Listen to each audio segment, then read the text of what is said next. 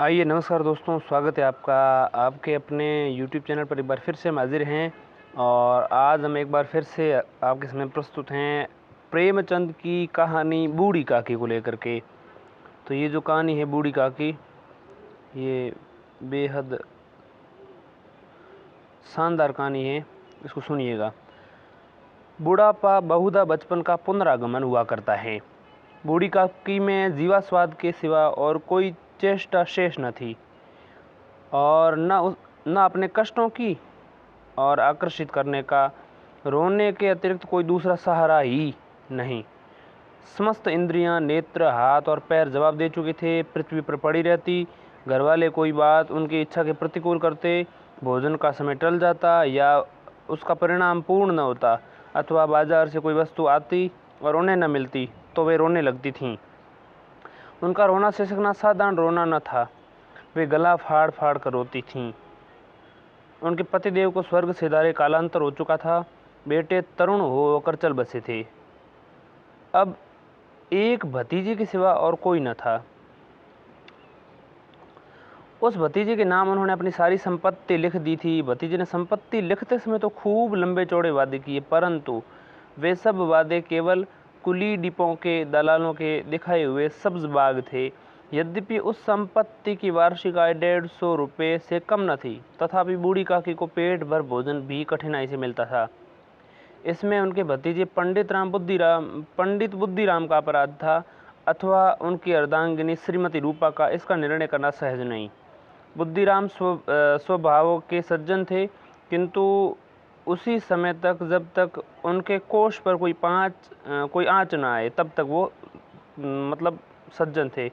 रूपा स्वभाव से तीव्र थी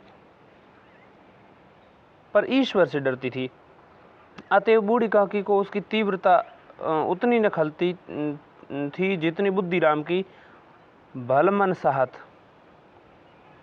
बुद्धिराम को कभी कभी अपने अत्याचार का खेद होता था। विचारते कि इस संपत्ति के कारण मैं इस भला मनुष्य बना बैठा हूँ। यदि मौखिक आश्वासन और सूखी सहानुभूति से स्थिति में सुधार हो सकता है तो उन्हें कदाचित कोई आपत्ति न होती, परंतु विशेष व्यय का कोई भय उसकी सचेष्टता को दबा रखता।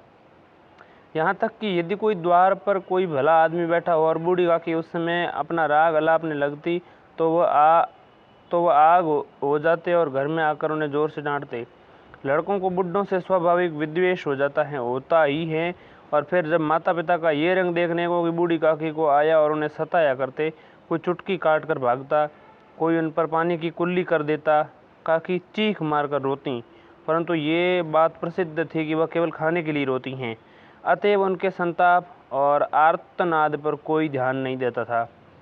हाँ, काफ़ी क्रोधातुर होकर बच्चों को गालियाँ देने लगती तो रूपा घटनास्थल पर आ पहुँचती। इस भय से काकी अपनी जीवा कृपाण का कदाचित ही प्रयोग करती थीं। यद्यपि उपद्रव शांति का ये उपाय रोने से कहीं अधिक उपयुक्त था। संपूर्ण परिवार में यदि काकी से किसी का अनुराग था तो वो बुद्धिराम की छोटी लड़की लाडली थी। लाडली अपने दोनों भाइयों के भय से अपने हिस्से की मिठाई चबे ना बूढ़ी काकी के पास रख कर खाया करती थी। यही उसका रक्षागार था, और यद्यपि काकी की शरण में उनकी लोलुपता के कारण बहुत महंगी पड़ती थी, तथापि भाइयों के अन्याय से कहीं सुलभ थी। इसी स्वार्थानुकूलता ने उन दोनों में सहानुभूति का आरोपण कर दिया। रात का समय था। बुद्धिराम के द्वार पर शहनाई बज रही थी। गांव के बच्चों का झुंड विस्मयपूर्ण नेत्रों से गाने का रसास्वादन कर रहा था। रसास्वादन कर रहा था। चारपाइयों पर मेहमान विश्राम करते हुए नाइयों से मुक्कियां लगवा रहे थे, और समीप ही खड़ा हुआ भाट बिरदावली सुना रहा था, और कुछ भावज्ञ मेहमानों की वाह वाह पर ऐसा खुश हो रहा था मानो इस वाह वाह का यथार्थ में वह अधिकारी हैं। एक दो अंग्रेजी में पढ़े हुए नवयुवक इन व्यवहारों से उदासीन थे। वे इस गंवार मंडली में बोलना अथवा सम्मिलित होना अपनी प्रतिष्ठा के प्रतिकूल समझते थे।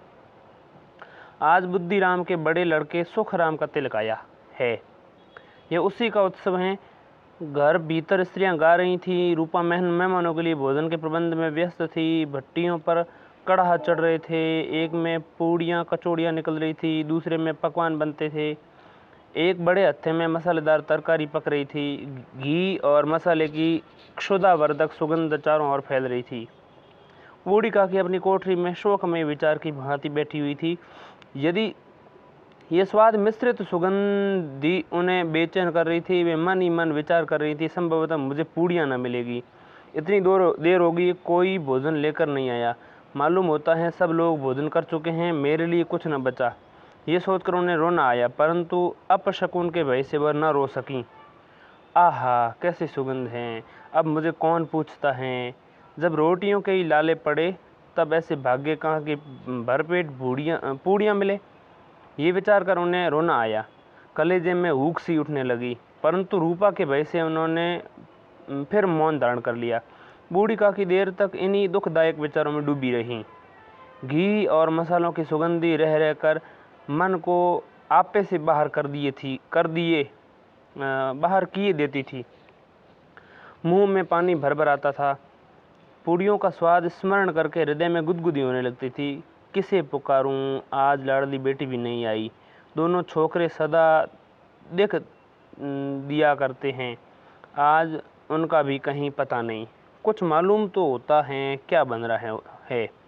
बूढ़ी काकी की कल्पना में पूड़ियों की तस्वीर नाचने लगी। खूब लाल लाल, फूली फूली, नरम नरम होंगी। रूपा ने भली भांति मोयन दिया होगा। कचौड़ियों में अजवाइन इलायची की महक आ रही होगी। एक पूड़ी मिलती तो जरा हाथ में लेकर देखती। क्यों न चलकर कड़ाह के सामने ही बैठूं। पूड़ियाँ छन छन कर तैरती होंगी। कड़ाह से गर्म गर्म निकाल कर थाल में रखी जाती होंगी। फूल हम घर में भी सूंघ लेते हैं, परंतु वाटिका में कुछ और ही बात है। इस प्रकार निर्णय करके बूढ़ी काकी उकड़ू बैठकर हाथों के बल सरकती हुई कठिनाई से चौखट से उतरी और धीरे धीरे रेंगती हुई कड़ाह के पास आ बैठी। यहाँ आने पर उन्हें उतना ही धैर्य हुआ जितना भूखे कुत्ते को खाने वाले के सम्मुख बैठने में होता है। रूपा उस समय कार्यभार से उद्विग्न हो रही थी। कभी इस कोठे में जाती, कभी उस कोठे में, कभी कड़ाह के पास आ जाती, कभी भंडार में जाती। किसी ने बाहर से आकर कहा, महाराज ठंडाई मांग रहे हैं। ठंडाई देने लगी। इतने में फिर से किसी ने कहा, भाट आया है, उसे कुछ दे दो। भाट के लिए सीधा निकाल रही थी। एक तीसरे आदमी ने आकर पूछा, अभी भोजन तैयार होने में कितना विलंब है, जरा ढोल मजीरा उतार दो। बेचारी अकेली स्त्री दौड़ते दौड़ते व्याकुल हो रही थी। झुंझलाती थी, कुड़ती थी, परंतु क्रोध प्रकट करने का अवसर न पाती थी। भय होता कहीं पड़ोसी ने ये न कहने लगे कि इतने में उबल पड़ी।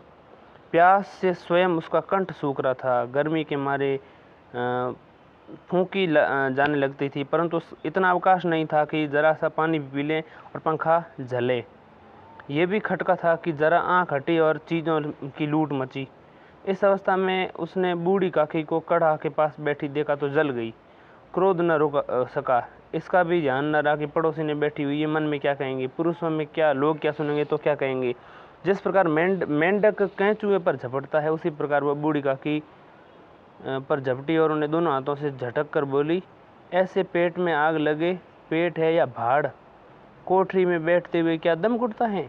अभी मेहमानों ने नहीं खाया, भगवान को भोग नहीं लगा, तब तक धैर्य न हो सका। आकर छाती पर सवार हो गई। जल जाए ऐसी जीभ।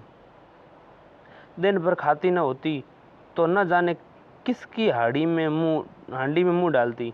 गांव देखेगा तो कहेगा कि बुढ़िया भरपेट खाने को नहीं पाती, तभी इस तरह मुंह बाएं फिरती हैं। डायन न मरे न माचा छोड़े, नाम बेचने पर लगी हैं, नाक कटवा कर दम लेगी। इतना ठूसती हैं, न जाने कहाँ भस्म हो जाता है। लो, भला चाहती हो तो जाकर कोठरी में बैठो।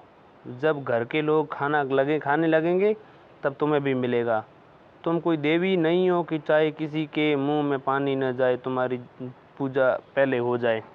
बूढ़ी काकी ने सिर न उठाया, न रोई न बोली, चुपचाप रेंगती हुई अपनी कोठरी में चलने लगी। आघात ऐसा कठोर था कि हृदय और मस्तिष्क की संपूर्ण शक्तियाँ, संपूर्ण विचार और संपूर्ण भार उसी ओर आकर्षित हो गए थे। नदी में जब कगार का कोई वृहत खंड कटकर गिरता है तो आसपास का जल समूह चारों ओर से उसी स्थान को पूरा करने के लिए दौड़ता है। भोजन तैयार हो गया। आंगन में पत्तल पड़ गईं। मेहमान खाने लगे। स्त्रियों ने जेवनार गीत गाना आरंभ कर दिया। मेहमान के नाई और सेवकगण भी उसी मंडली के साथ किंतु कुछ हटकर भोजन करने बैठे, परंतु सभ्यतानुसार जब तक सबके सब खा न चुके कोई उठ नहीं सकता था। दो एक मेहमान जो कुछ पढ़े लिखे थे सेवकों के लिए दीर्घाह पर झुंझला रहे थे। वे इस बंधन को व्यर्थ और बेसिर पैर की बात समझते थे। बूढ़ी काकी अपनी कोठरी में जाकर पश्चाताप कर रही थी कि मैं कहाँ से कहाँ गई।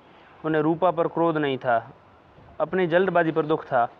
सच ही तो है, जब तक मेहमान भोजन न कर चुके होंगे घरवाले कैसे खाएंगे। मुझसे इतनी देर भी नहीं रहा गया। सबके सामने पानी उतर गया। अब तक कोई बुलाने न आएगा न जाऊंगी। जब तक कोई बुलाने न आएगा न जाऊंगी। मन ही मन इसी प्रकार का विचार कर वह बुलावे की प्रतीक्षा करने लगी, परंतु घी की रुचिकर सबास बड़ी ही धैर्य परीक्षक प्रतीत हो रही थी। उन्हें एक एक पल एक युग के समान मालूम हो रहा था। अब पत्तल बिछ गई होंगी, अब मेहमान आ गए होंगे, लोग हाथ पैर धो रहे होंगे, नाई पानी दे रहा होगा, मालूम होता होगा लोग खाने बैठ गए।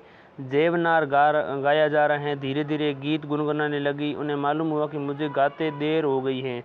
क्या इतनी देर तक भोजन कर ही रहे होंगे? किसी की आवाज़ नहीं सुनाई देती। अवश्य ही लोग खा पी कर चले गए। मुझे कोई बुलाने नहीं आया। रूपा चिढ़ गई है। क्या जाने न बुलाए। सोचती हो कि आप ही आएंगी। वह मेहमान तो है नहीं जो उन्हें बुलाऊं। बूढ़ी काकी चलने के लिए तैयार हुई, ये विश्वास कि 1 मिनट में पूड़ियाँ और मसालेदार तरकारियाँ सामने आएंगी। उनकी स्वादेंद्रियों को गुदगुदाने लगी। उन्होंने मन में तरह तरह के मंसूबे बांधे। तरकारी से पूड़ियाँ खाऊंगी, फिर दही और शक्कर से कचौड़ियाँ रायते के साथ मज़ेदार मालूम होंगी। चाहे कोई बुरा माने चाहे भला, मैं तो मांग मांग कर खाऊंगी। यही नहीं, लोग कहेंगे इन्हें विचार नहीं। कहा करें, इतने दिन बाद पूड़ियाँ मिल रही हैं तो मुंह जूठा करके थोड़ी उठ जाऊंगी। वह उकड़ू बैठकर हाथों के बल सरकती हुई आंगन में आई, परंतु हाय दुर्भाग्य, अभिलाषा ने अपने पुराने स्वभाव के अनुसार समय की मिथ्या कल्पना की थी। मेहमान मंडली अभी बैठी हुई थी। कोई खाकर अंगुलियां चाटता, कोई तिरछे नेत्रों से देखता था और लोग अभी भी खा रहे हैं या नहीं। कोई चिंता इस बात में था कि पत्तल पर पूड़ियाँ छूटी जाती हैं, किसी तरह इन्हें भीतर रख लेता। कोई दही खाकर जीभ चटकारता था, परंतु दूसरा दोनों मांगते संकोच करता था। इतने में बूढ़ी काकी रेंगती हुई उनके बीच में जा पहुंची। कई आदमी चौंक कर उठ खड़े हुए, पुकारने लगे, अरे ये बुढ़िया कौन है? ये कहाँ से आ गई? देखो किसी को छू न दे। पंडित बुद्धिराम काकी को देखकर क्रोध से तिल मिला गया। पूड़ियों का थाल लिए खड़े थे। थाल को जमीन पर पटक दिया और जिस प्रकार निर्दय महाजन अपने किसी बेईमान और भगोड़े कर्जदार को देखते ही झपट कर उसका टेटुआ पकड़ लेता है, उसी तरह लपक कर उन्होंने बूढ़ी काकी के दोनों हाथ पकड़े और घसीटते हुए लाकर उन्हें अंधेरी कोठरी में धम से पटक दिया। बूढ़ी काकी की आशा रूपी वाटिका लू के एक झोंके के नष्ट विनष्ट हो गई। मेहमानों ने भोजन किया, घरवालों ने भोजन किया, बाजे वाले धोबी चमार भी भोजन कर चुके हैं, परंतु बूढ़ी काकी को किसी ने न पूछा। बुद्धिराम और रूपा दोनों ही बूढ़ी काकी को उनकी निर्जलता के लिए दंड देने का निश्चय कर चुके थे। उनके बुढ़ापे पर, दीनता पर, हत ज्ञान पर किसी को करुणा न आती थी। अकेले लाडली उनके लिए कुड़ रही थी। लाडली को काकी से अत्यंत प्रेम था। बेचारी भोली लड़की थी। बाल विनोद और चंचलता की उसमें गंध तक न थी। दोनों बार जब तक उसके माता पिता ने काकी को निर्दयता से घसीटा तो लाडली का हृदय ऐंठ कर रह गया। वह झुंझला रही थी कि ये लोग काकी को बहुत सी पुड़ियाँ नहीं दे देते। क्या मेहमान सब की सब खा जाएंगे? यदि काकी ने मेहमानों से पहले खा लिया तो क्या बिगड़ जाएगा? वह काकी के पास जाकर उन्हें धैर्य देना चाहती थी, परंतु माता के भय से न जाती थी। उसने अपने हिस्से की पूड़ियाँ बिल्कुल न खाई थी, अपनी गुड़िया की पिटारी में बंद कर रखी थी। वह उन पूड़ियों को काकी के पास ले जाना चाहती थी। उसका हृदय अधीर हो रहा था। बूढ़ी काकी मेरी बात सुनते ही उठ बैठेगी, पूड़ियाँ देखकर कैसी प्रसन्न होगी, मुझे खूब प्यार करेंगी। रात के 11 बज गए थे। रूपा आंगन में पड़ी सो रही थी। लाडली की आंखों में नींद न आती थी। काकी को पूड़ियाँ खिलाने की खुशी उसे सोने न देती थी। उसने गुड़िया की पिटारी सामने ही रखी थी। जब विश्वास हो गया कि अम्मा सब सो रही हैं तो वह चुपके से उठी और विचारने लगी, कैसे चलूं। चारों ओर अंधेरा था, केवल चूल्हे में आग चमक रही थी। चूल्हे के पास एक कुत्ता लेटा हुआ था। लाडले की दृष्टि द्वार के सामने वाले नीम की ओर है। उसे मालूम हुआ कि उस पर हनुमान जी बैठे हुए हैं। उनकी पूंछ और उनकी गदा और स्पष्ट दिखाई दे रही है। भय के मारे उसने आंखें बंद कर लीं। इतने में कुत्ता उठ बैठा। लाडली को साहस हुआ। कई सोए हुए मनुष्यों के बदले एक भागता हुआ कुत्ता उसके लिए अधिक धैर्य का कारण हुआ। उसने पिटारी उठाई और बूढ़ी काकी की ओर चली। बूढ़ी काकी को केवल इतना स्मरण था कि न मेरे हाथ पकड़कर घसीटे, फिर ऐसा मालूम हुआ जैसे कोई पहाड़ पर उठाए लिए जाता है। उनके पैर बार बार पत्थरों से टकराए। जब किसी ने उन्हें पहाड़ पर से पटका, वे मूर्छित हो गई। जब वे सचेत हुई तो किसी को जरा आहट भी न मिलती। समझी कि सब लोग खा पी कर सो गए हैं, उनके साथ मेरी तकदीर भी सो गई है। रात कैसे कटेगी राम, क्या खाऊं, पेट में अग्नि धधक रही है। हाँ, किसी ने मेरी सुध न ली। क्या मेरा ही पेट काटने से धन जुट जाएगा। इन लोगों को इतनी भी दया न आती है, जाने बुढ़िया कब मर जाए, उसका जी क्यों दुखावे। मैं पेट की रोटियां ही खाती हूँ और कुछ नहीं। इस पर ये हाल, मैं अंधी अपाहिज ठहरी, न कुछ सुनूं न बुझूं। ये आंगन में चली तो क्या बुद्धिराम से इतना कहते न बनता था कि काकी अभी लोग खा रहे हैं, फिर आना। मुझे घसीटा, पटका, उन्हीं पुड़ियों के लिए रूपा के सामने गालियां दी। उन्हीं पुड़ियों के लिए इतनी दुर्गति करने पर भी उनका पत्थर का कलेजा न पसीजा। सबको खिलाया, मेरी बात तब तक न पूछी जब तक ही न दी। तब अब क्या देंगी। ये विचार कर काकी निराशमय संतोष के साथ लेट गईं। ग्लानि के साथ गला भर भर कर आता था, परंतु मेहमानों के भय से रोती न थी। सहसा उनके कानों में आवाज़ आई, काकी उठो, मैं पुड़ियाँ लाई हूँ। काकी ने लाडली की बोली पहचानी, चटपट उठ बैठी। दोनों हाथों से लाडली को टटोला और उसने गोद में बैठा लिया। लाडली ने पुड़ियाँ निकाल कर दी। काकी ने पूछा, क्या तुम्हारी अम्मा ने दी हैं। लाडली ने कहा, नहीं, ये मेरे हिस्से की हैं। काकी पुड़ियों पर टूट पड़ी। 5 मिनट में पिटारी खाली हो गई। लाडली ने पूछा, काकी पेट भर गया। जैसे थोड़ी सी वर्षा ठंडक के स्थान पर और भी गर्मी पैदा कर देती, उसी भांति इन थोड़ी सी पुड़ियों ने काकी की क्षुधा को और इच्छा को उत्तेजित कर दिया। बोली, नहीं बेटी, जाकर अम्मा से और मांग लाओ। लाडली ने कहा, अम्मा सोती हैं, जगाऊंगी तो मारेंगी। काकी ने पिटारी को टटोला और उसमें कुछ खुरचन गिरे थे। उन्हें निकाल कर वे खा गईं। बार बार होठ चाटती थी, चटकारे भरती थीं।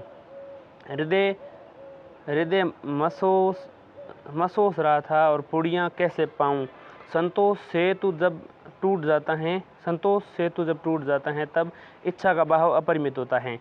मतवालों को मत का स्मरण करना उन्हें मदांध बनाता है। काकी का अधीर मन इच्छा के प्रबल प्रवाह में बह गया। उचित और अनुचित का विचार जाता रहा।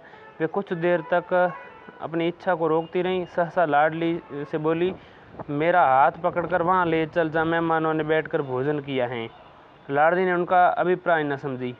उसने काकी का हाथ पकड़ा और लेकर जाकर जूटी पत्तलों के पास बैठा दिया।